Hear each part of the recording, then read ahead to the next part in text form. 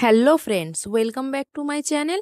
আজকে আমি আপনাদের সঙ্গে শেয়ার করব একদম কলকাতা স্টাইলের ফিশ বল, যেটা বানাতে লাগবে না ভেটকি মাছ। আপনারা চাইলে যে কোনো বড় মাছ দিয়েই বানাতে পারেন।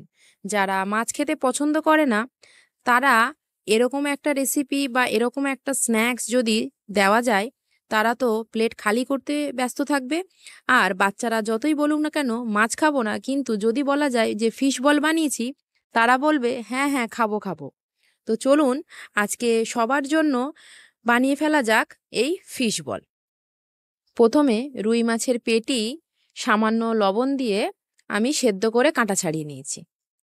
তারপরে একটা মাঝারি সাইজের আলুটা সেদ্ধ করে নিয়েছিলাম, সেটা দিয়ে দেব। একে একে মশলাগুলো অ্যাড করব। দিলাম পেঁয়াজ এবং লঙ্কা কুচি, একটু ভাজা মশলা, এটা বাড়িতেই বানানো। দেব চিলি ফ্লেক্স, দেব অরিগ্যানো 2 চামচ। এই অরিগ্যানোর জন্য কোনো স্ন্যাক্সের গন্ধ কিন্তু একদম চেঞ্জ হয়ে যায়। দেব স্বাদ মতো লবণ, ধনে গুঁড়ো এবং বাইন্ডিংয়ের জন্য একটু কর্নফ্লাওয়ার।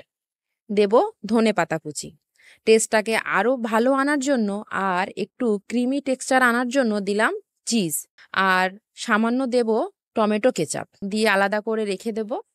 এদিকে একটা ডিম নিয়েছি আর নেব 2 চামচ মতো কর্নফ্লাওয়ার পাউডার, একটু মরিচ গুঁড়ো আর লবণ দিয়ে ভালো করে ফাটিয়ে রেখে দেবো। এটা আমার পরে কাজে লাগবে। তারপরে সব মশলাগুলো দিয়ে ভালো করে মেখে নেব। বেশি সময়ও লাগে না, চটজলদি ঘরে থাকা উপকরণ দিয়ে ঝটপট বানিয়ে নেওয়া যায়। যদি গরম গরম গেস্টের জন্য সার্ভ করতে চান, তাহলে সব মশলা মাখিয়ে আর একদম গোল গোল বলের আকার করে ফ্রিজে স্টোর করে রেখে দিতে পারেন।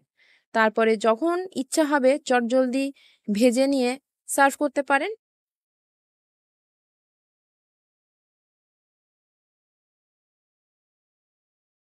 আমি এরকমভাবে সবগুলোই বল বল করে নিয়েছি। তেল হাই ফ্লেমে গরম করে নিয়ে এবার তেলটা যখন গরম হয়ে যাবে, মিডিয়াম টু লো ফ্লেমে রেখে বলগুলো ডিমের মধ্যে ডুবিয়ে নিয়ে একটা একটা করে ছেড়ে দেব।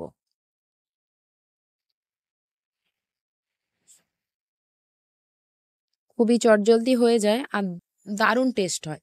এরকমভাবে আমি সব বলগুলোই ডিমের মধ্যে ডুবিয়ে দিয়ে দেব। এবার একটু সময় নিয়ে মিডিয়াম টু লো ফ্লেমে নাড়িয়ে চাড়িয়ে লাল লাল করে ভেজে নেব। বাড়িতে সন্ধ্যের সময় আবার বৃষ্টির দিনে যদি বানানো হয় আর ঘরটা যখন গন্ধে মমা করবে, তখন কিন্তু কাউকে আর সামলে রাখাই যাবে না। তখন মনে হয় কখন তেল থেকে তুলবে আর প্লেটে দিলেই খাওয়া শুরু করব। এরকমভাবে লাল লাল করে ভেজে প্লেটে তুলে নেব।